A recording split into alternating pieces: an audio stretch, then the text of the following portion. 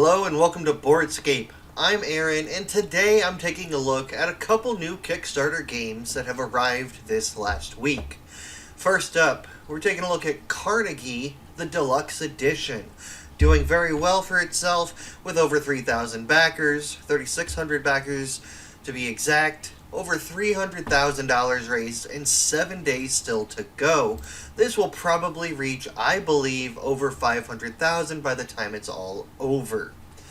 Now, Carnegie, one thing to note is that this is specifically for the deluxe collector's edition, right?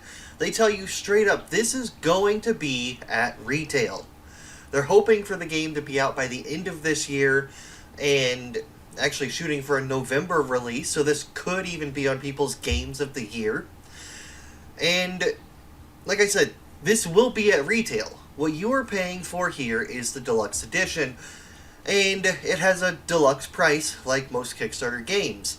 It comes, what is it, $80 USD here for the deluxe edition, knowing that you will be able to pick this up cheaper, maybe even next summer. Pick this up for $40 on an Amazon sale or one of your local retail stores for about $50 is what I would expect. So you're paying extra for some of the cool things that this comes with, and let's go over that. What is this game and what are you getting? So Carnegie is a game that is created by or designed by Xavier Georges. If I messed up that last name, I'm sorry.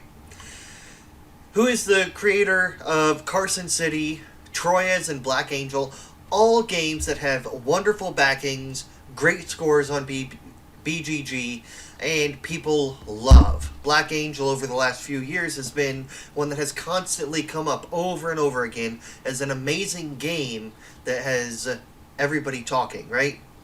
I expect this to do the same. In fact, when you look at some of these things that people are saying, Rahdo says that there's a lot to like here, that Carnegie's something special, and that's saying something for Rahdo, right? Two of these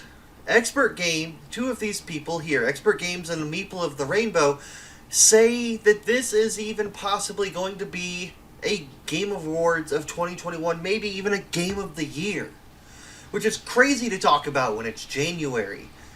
So, again, people are liking this game. It is doing well. There are some run-throughs and some playthroughs that you can look at, and in fact, you can even get on Tabletop Simulator and play this game right now to see if it's one that you want to get. So Carnegie is all about the philanthropist, right? All about his life, everything that he did with building up his retail business, building up libraries.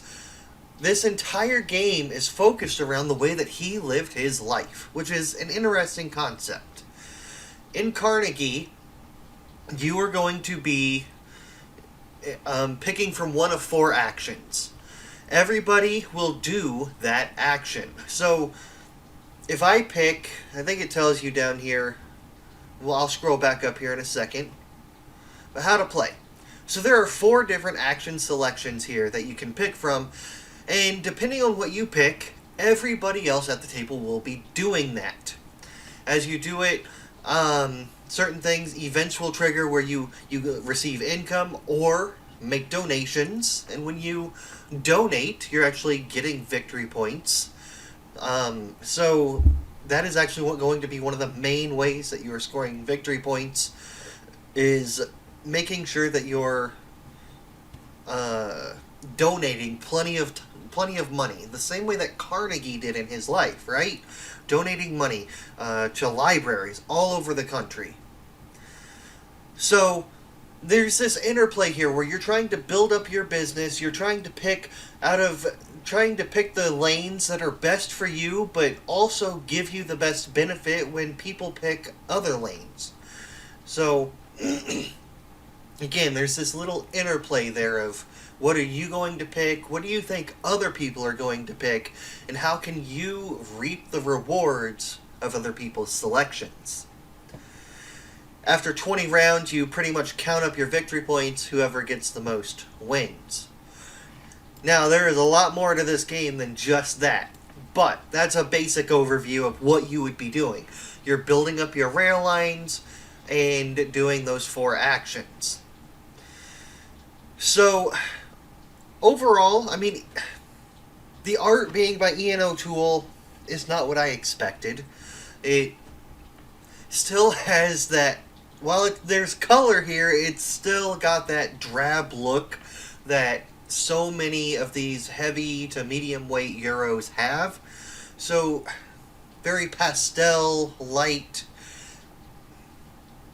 not really my cup of tea art-wise, but I'm hoping that the game holds up as well as everybody is saying it does. So, one thing to look at here is that in this Kickstarter edition, you're getting wooden markers with heat transfer print instead of just these regular action tiles. So you're getting upgraded action tiles. You're getting twice as many department tiles. So you will be building up your department store as well, right?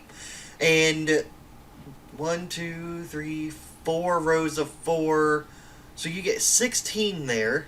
But the Kickstarter edition comes with twice as many. So that's actually a pretty big deal that a lot of people online have been talking about, right? When you have a certain limited amount of options in these retail sections of this game, the Kickstarter doubles that. So if you think this is a game that you are going to be playing a lot, it's not just deluxeified components that you're receiving. You're actually receiving additional components that can enhance the game. So that's something to keep in mind. Play it on Tabletop Simulator, see if you like it. If you do, and you think that it's going to be a game that you play a lot, it might be worth that extra $30. But it's also important to note that they have said these additional tiles will be available in the aftermarket, at retail. You might have to get them from their store, I'm not sure, but you can pick these up later. So you could always wait for retail edition, see if you like it, and if you do, pick up the extra tiles. You get an exclusive sideboard for organizing department stores, just to sort of make it look nicer, right? Donation tiles, updated player discs, custom markers for your victory points, all these upgraded things that a lot of people have come to expect with Kickstarter games, right? Premium upgraded sleeves, all sorts of stuff, and the ever-present game trays, it will be here as well as that awesome cover. So, if Carnegie is something that you are looking forward to, then let me know in the comments below. Let me know what it is about this game that you are looking forward to the most. Because, personally, it's a game I want to play, but I'm not really that into the heavy games. Or at least in the Euro side. I've started leaning more Ameritrash. I like playing these type of games, but I like playing them at friends' houses rather than owning them. So I'm waiting on Carnegie, but let me know about you. What are you doing here? What is your plan? Next up, we have one that I am very excited for. What's going on with my mouse here?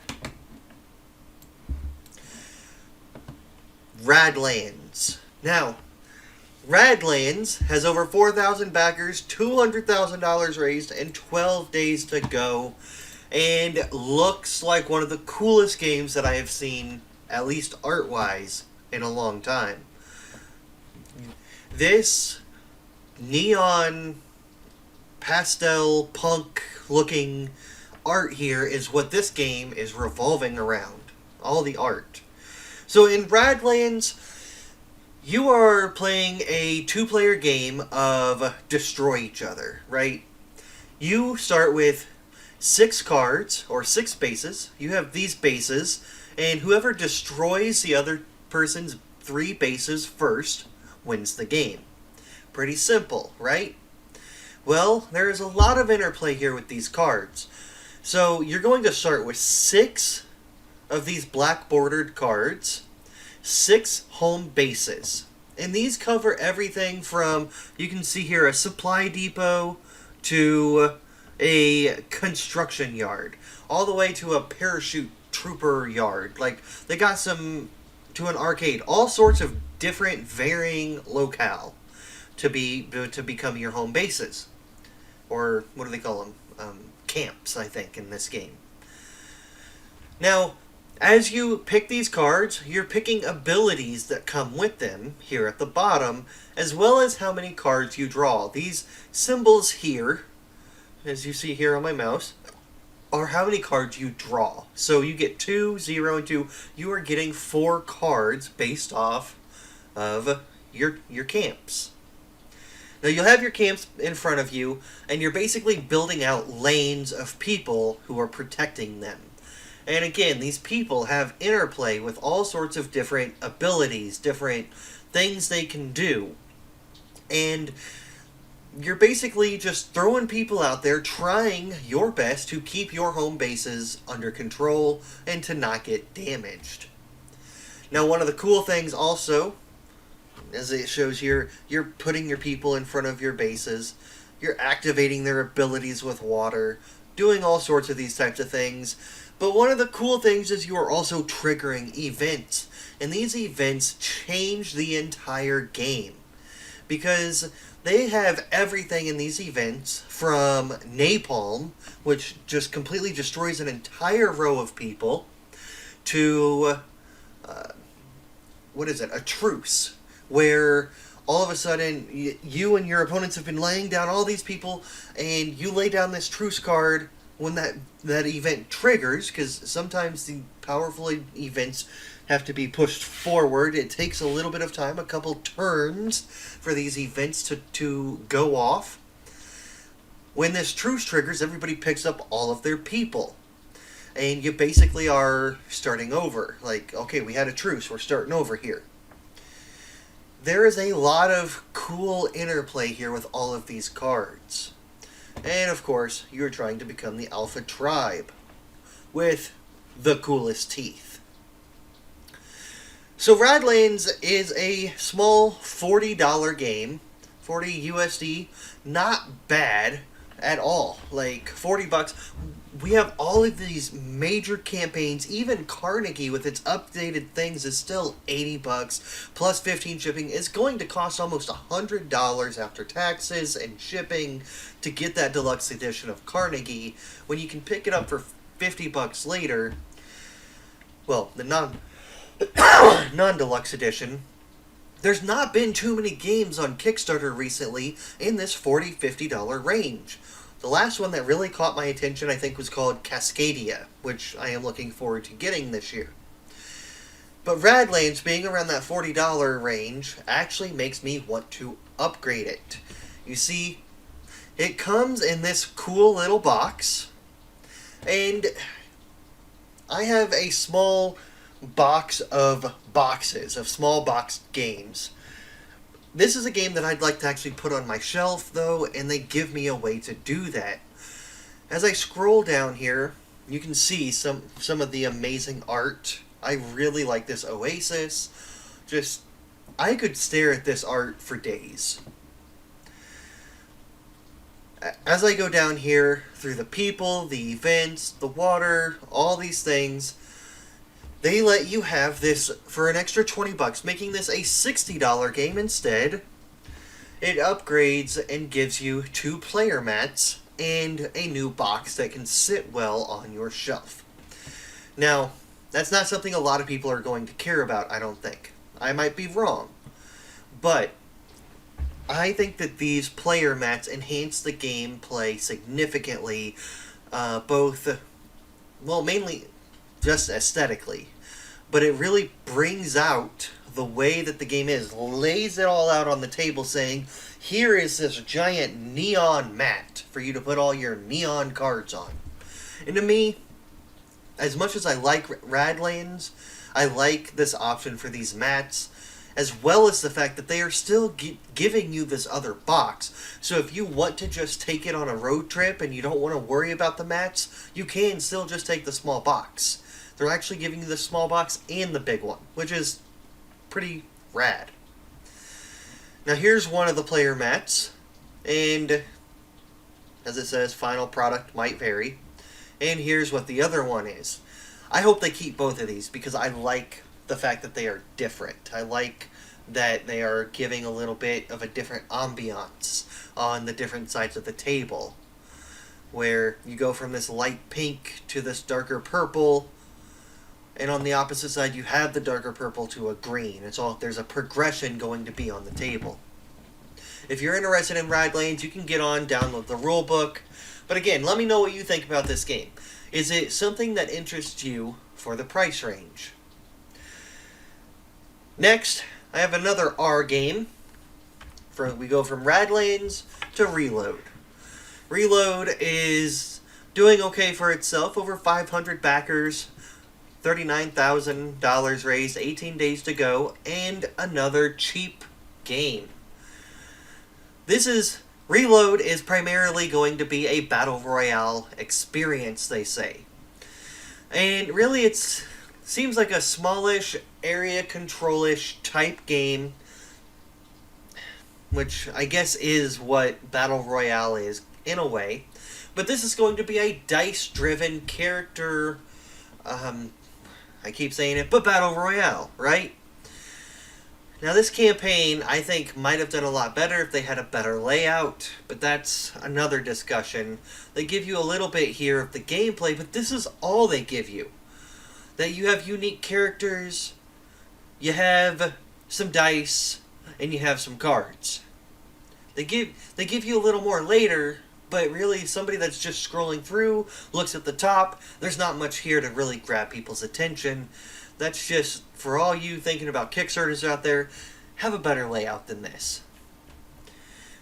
They then go into all the things people are saying, reviews, how to plays, all that stuff. You can download the rulebook. And you can get on Tabletopia, but you cannot play it without their permission. I hate those kind of games, those kind of campaigns. Why not just give us 2 people and a little bit, just give us a small snippet of this game so that we can see what it's like. But instead, you gotta sign up for a demo on Tabletopia. That's not something I'm gonna do.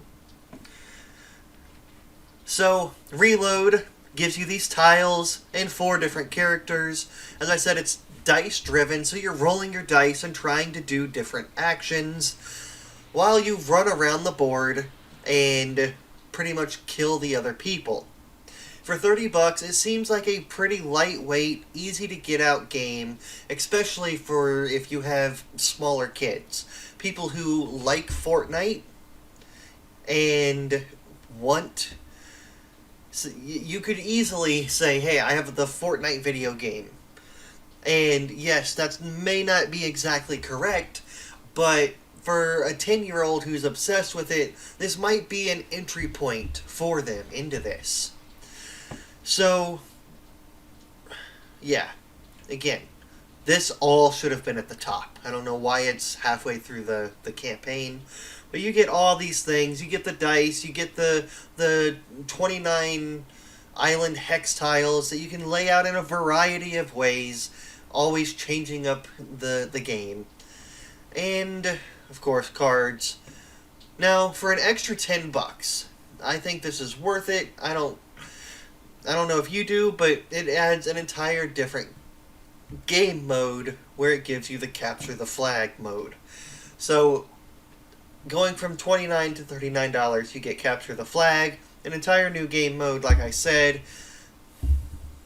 I kind of think that they should have probably just put all of this together in the first place and made it $40, but I understand why they didn't. On top of that, you also get, for $20 more, the 5th and 6th player expansion that comes with 4 extra players that you can play as. So, all in all, seems like an okay game. Seems like nothing special. Probably a blip on the radar for a lot of people, but something that could be right for the right group, especially if you have younger people who love Fortnite. But keep an eye on Reload, because you might see it again in the future. I don't have anything backing that up, but I just have a feeling like that. Next up, we have Kingdoms of the Deep.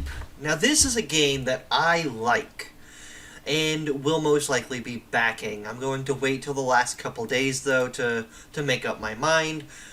Only 279 backers and $14,000 raised.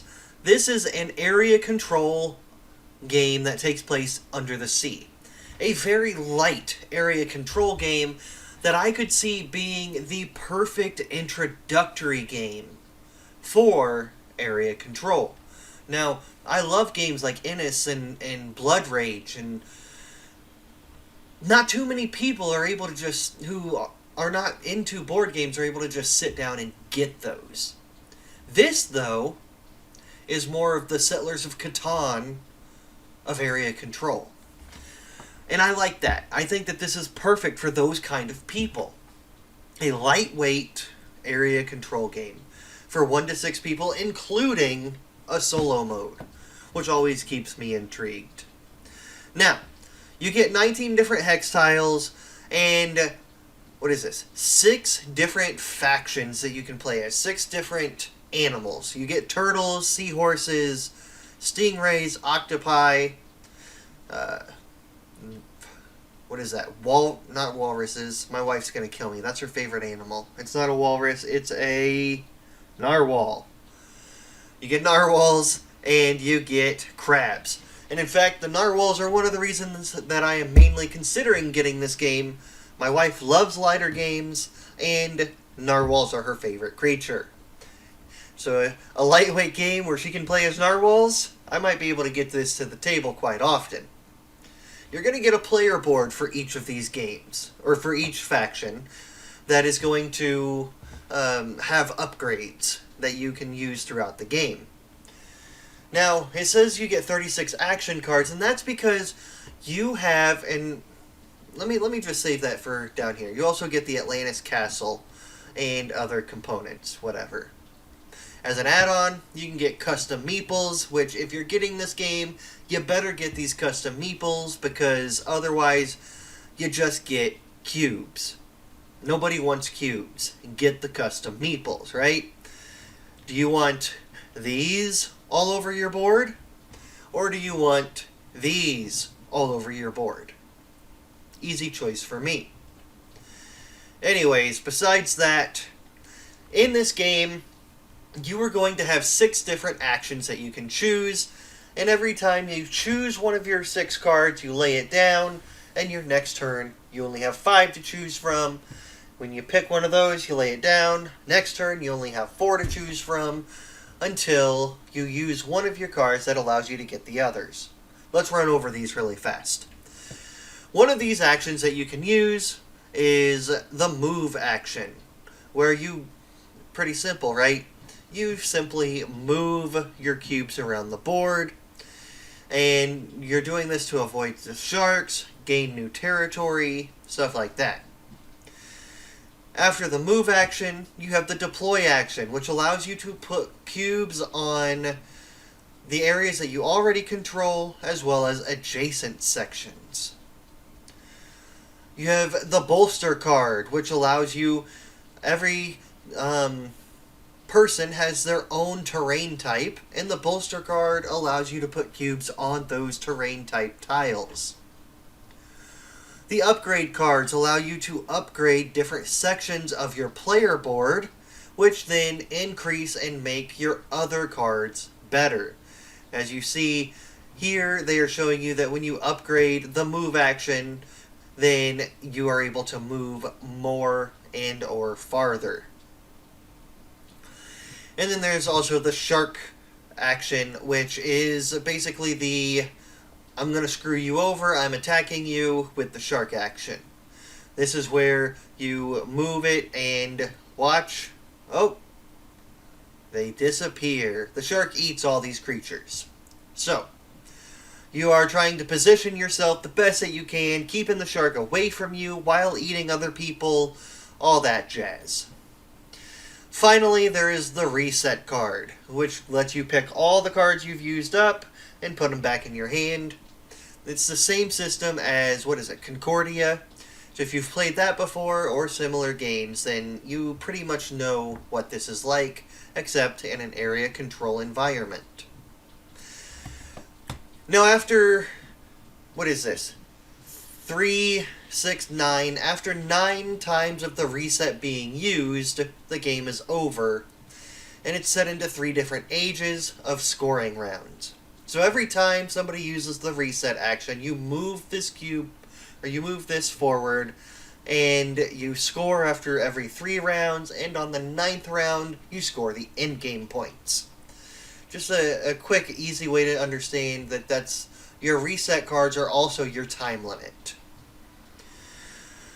So overall, I enjoy the look of this game, and for $40, I'm gonna pick it up. I wish that they would have said how much, or do they here? Oh, here's some stretch goals that they've upgraded or gotten out. And I don't see on here where it says how much the add-ons will be, the extra meeples, but I'm hoping that they're no more than $20. If they're more, then I might have to reconsider and just stick with the cubes, but $20, I'm in. Keep that in mind. Next and final, I don't usually cover war games. They're not really my jazz. They're just a completely different format and a different kind of gamer than what a lot of people are. Wargamers, a lot of times, not every time, usually tend to stick to themselves, and other people are just don't go in on that. But this is different. I'm probably going to say this wrong, but Tarawa, 1943, has 6 days to go, 300 backers, and $27,000 raised. This is a solo game, which is what has my attention. A card-driven solo game, playable in 45 minutes. Perfect for somebody like me. Now, this will cost you about $60. MSRP, they say, is $70, meaning you'll be able to pick this up in the future, even cheaper. But estimated delivery is actually this summer, meaning this is going to be another game that you can actually back now and get this year, which is impressive. Now, this is not really my cup of tea, but I definitely am interested in that it is solo.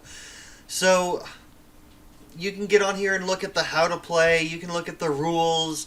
They've got all of these different things that you can look at, and in fact, you can pick up some of the other games that they have made, including Freeman's Farm 1777 for some extra dollars. And yeah, I don't really have much to say about this game. I didn't really look into it that much. It has my attention, but I just wanted to bring it to your attention in the fact that it is a card-driven solo game playable in 45 minutes. For some of you out there, that might be just what you're looking for. Now, I gotta be honest, I expect some of these solo games to be hitting our Kickstarter more and more over the next year or two, in that this whole COVID lockdown, world lockdown, has had a lot of designers at home by themselves and still designing games, so I'm expecting the solo space over the next year or two to get wider and wider and wider, which again is exciting to me because I play so many games solo.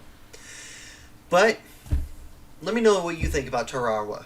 Is that a game that interests you with what you've been presented with? Is it still too wargamey for you, or was it something that was already on your radar? Thank you for joining me this week. I'm Aaron, this is Boardscape, and as always, game on.